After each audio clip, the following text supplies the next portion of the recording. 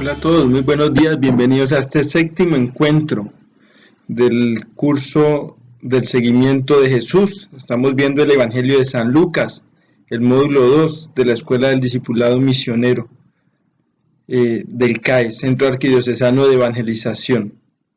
Estoy muy contento de ir finalizando ya este proceso y hoy vamos a hablar de dos personajes. El tema que vamos a trabajar es el tema número 7 en sus cartillas, que se llama El ciego y Zaqueo, modelo de discípulos. Vamos a mirar cómo el final del capítulo 18 y el principio del capítulo 19 nos muestran dos prototipos de discipulado, dos formas de seguir a Jesús. Vamos a tratar de mirar en sus diferencias qué encontramos y qué nos aportan, porque aunque son experiencias distintas de ser discípulo, al que siguen es a la misma persona. Y eso tiene que ser una experiencia de unión. Eso tiene que ser una experiencia de comunión. La experiencia de caminar de cada uno es distinta, pero todos nos unimos porque seguimos al mismo Maestro, a Jesús. Sin más preámbulos, vamos a ir empezando entonces. El capítulo 18, versículos del 35 al 43, nos narra la experiencia del ciego. Y el capítulo 19, versículos del 1 al 10, nos narra la experiencia de Zaqueo. ¿Qué los une a los dos? En este contexto, lo único que los une es la tierra. Los dos son de una ciudad llamada Jericó. Estos dos relatos se encuentran después de las parábolas del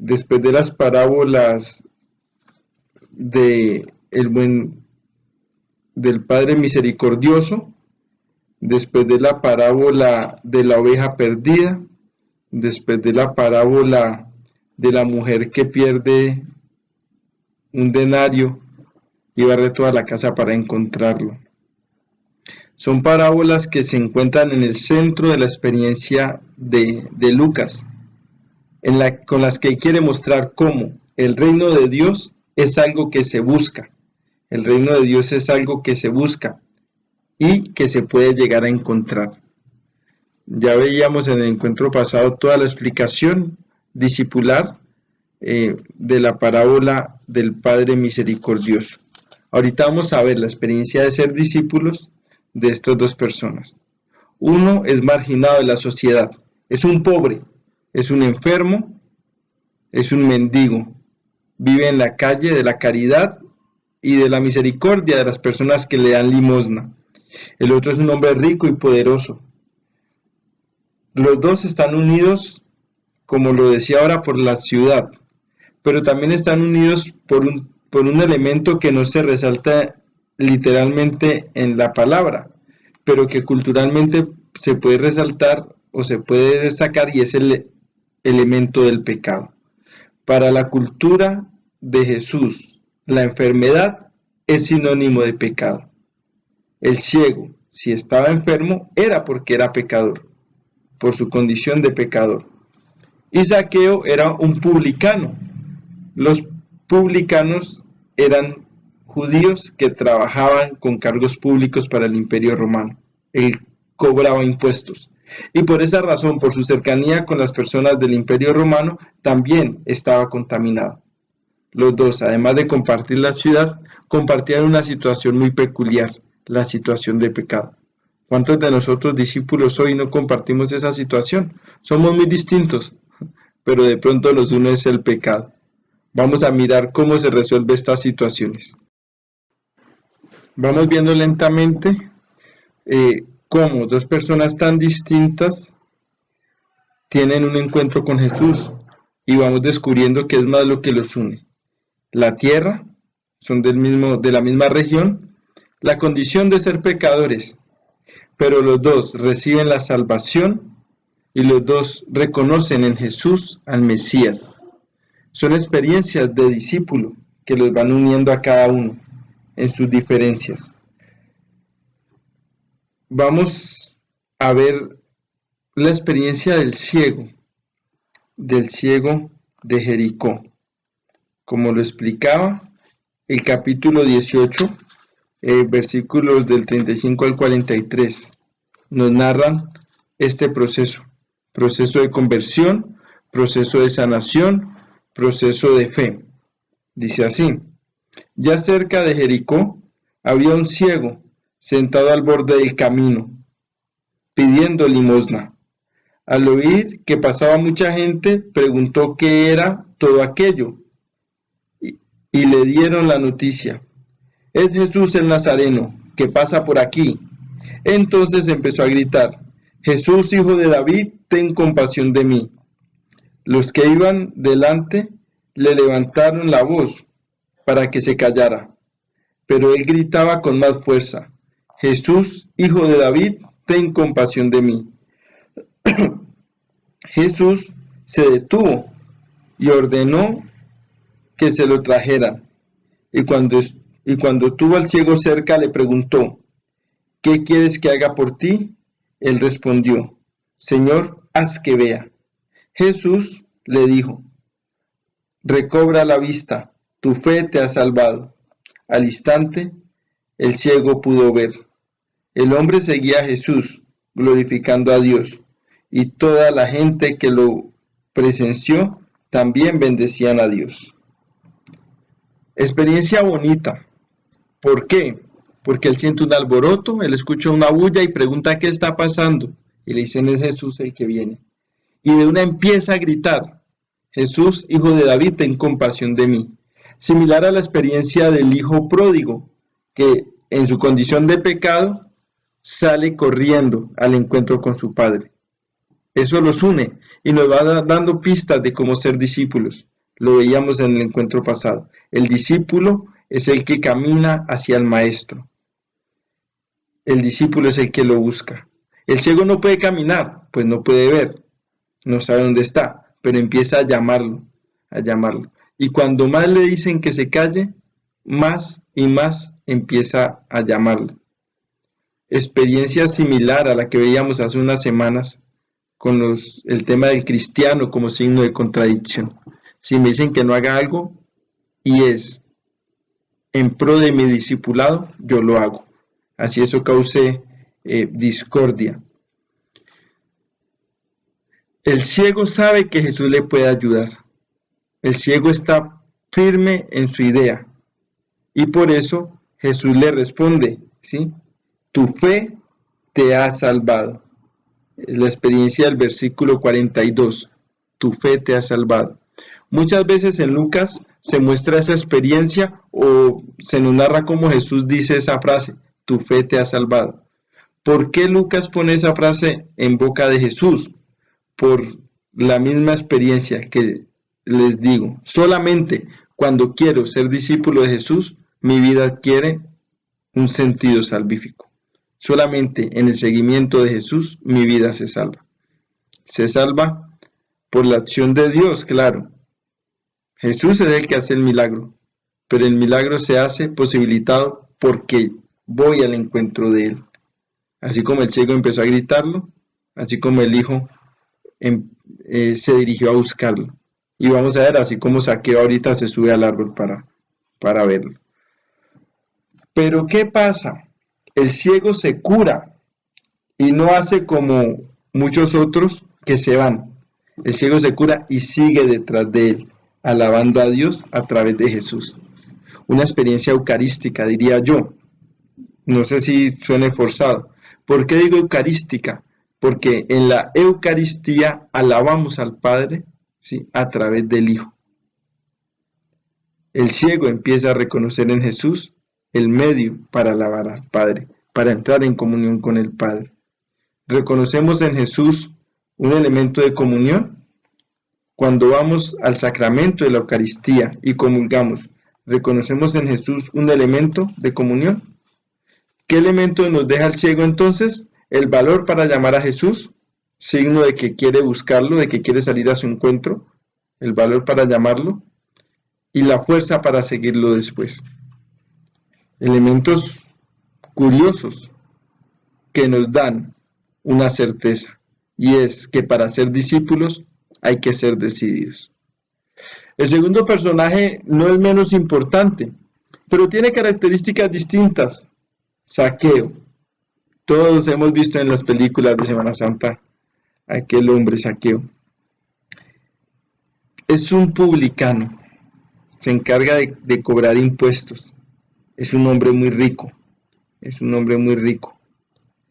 y nos da una lección importante, y es que si me quiero encontrar con Jesús, tengo que buscar los medios para hacerlo.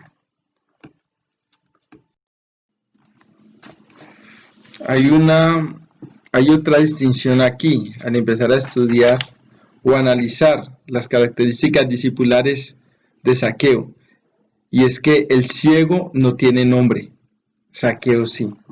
Hay una interpretación bonita para esta situación, y es que cuando no se le pone nombre a un personaje en el texto bíblico, es para que yo, que lo leo, me identifique con el personaje. Lucas quería que los discípulos que leían este evangelio se identificaran con el ciego, ¿sí? El ciego al que Jesús le devuelve la vista de la fe, para reconocer que Él es el Mesías, el Hijo de David, y para tener el ímpetu de seguirlo. Sigamos pues entonces con Zaqueo. Un hombre rico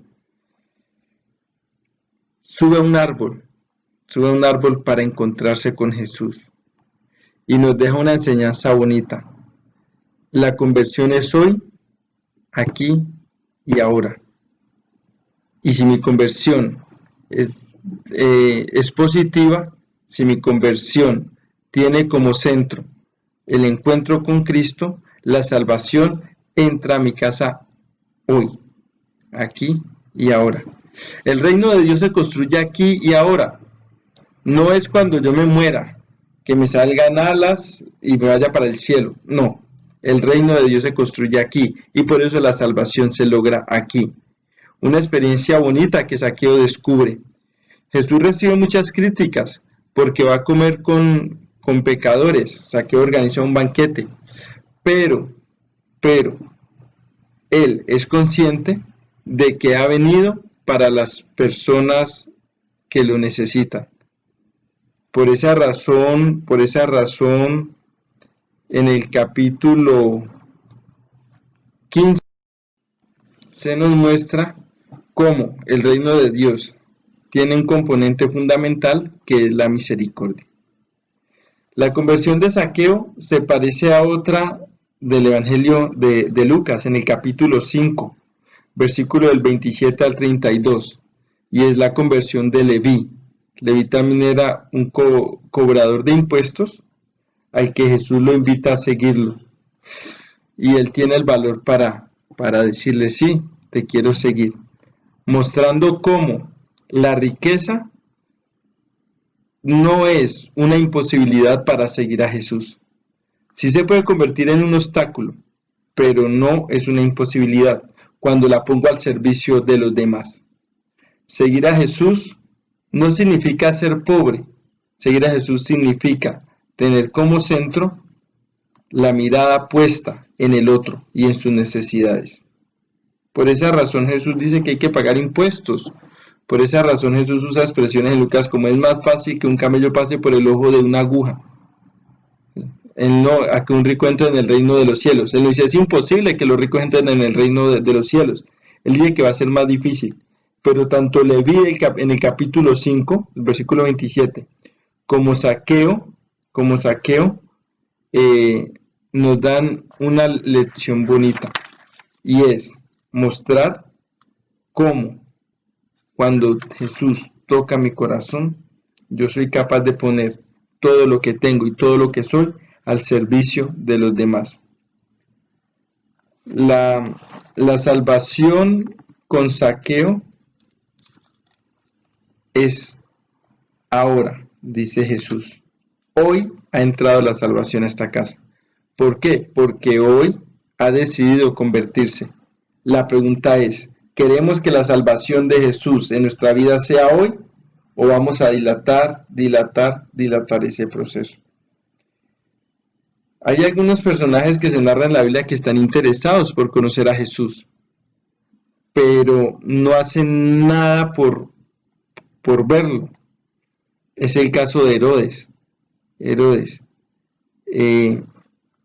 En el capítulo 9, versículo 9, se nos narra cómo Herodes tiene inquietudes por conocer a ese Jesús del que todo el mundo habla, pero no hace nada. Zaqueo tiene esa inquietud, pero se va a su encuentro, al igual que el ciego gritando a Jesús, Zaqueo subiéndose al árbol, y los dos toman una postura de discípulos. El ciego los sigue, alabando al Señor por medio de Jesús, y Zaqueo decide entregar los bienes que ha obtenido de manera ilícita a los pobres. Se los devuelve a los que ha robado y a los pobres las ganancias de esos bienes obtenidos. Esa es la experiencia del capítulo 19 en el versículo 8. Miren lo que dice. Pero Zaqueo dijo resueltamente a Jesús: Señor, voy a dar la mitad de mis bienes a los pobres, y a quien le haya exigido algo injustamente, le devolveré 4 veces más. Jesús, pues, dijo con respecto a él: hoy ha llegado la salvación a esta casa. Experiencia bonita. Cuando Jesús toca mi corazón, yo soy capaz de buscar la justicia. Soy capaz de pedir perdón. Soy capaz de remediar lo que he hecho mal. Hay otras experiencias significativas de hombres ricos a los que Jesús ha invitado a seguir y no han querido. Pero Zaqueo es de esos publicanos que Jesús toma como parámetros. En el capítulo 18, versículo 9 y siguientes, Jesús habla del publicano que se va a rezar en el templo y se hace atrás pidiendo perdón. Y habla del fariseo. Que se hace adelante dándole gracias a Dios porque no es como los otros pecadores, sino que le da gracias a Dios porque es muy bueno. Al final de este fragmento, Jesús dice: yo les aseguro que este último, hablando del publicano, estaba en gracia de Dios cuando volvió a su casa, pero el fariseo no. O sea, el pecador que reconoció su pecado ya estaba en gracia de Dios. Similar al texto del hijo pródigo, cuando reconoce su pecado y se va a pedir perdón. El hermano no quiso entrar a la fiesta y por eso no entró en la comunión. Zaqueo entonces y el ciego nos dan dos modelos de ser discípulos. Unidos en unas cosas, el lugar de origen, su condición de pecadores, sus deseos de conocer a Jesús, ¿sí? Y separados en otras, su condición social, uno era pobre, el otro era rico, su condición física, uno era discapacitado, el otro tenía todas sus funciones físicas buenas, ¿sí? Pero no importa ni nuestra condición social ni nuestra condición física. Los dos nos enseñan que para ser discípulos solamente hay que tener ganas. Para seguir a Jesús solamente hay que tomar decisiones. Que estos dos discípulos nos enseñen a nosotros que sin importar nuestra condición, lo único que tenemos que tener es un deseo ardiente por conocer a Jesús y la decisión inquebrantable de seguirlo.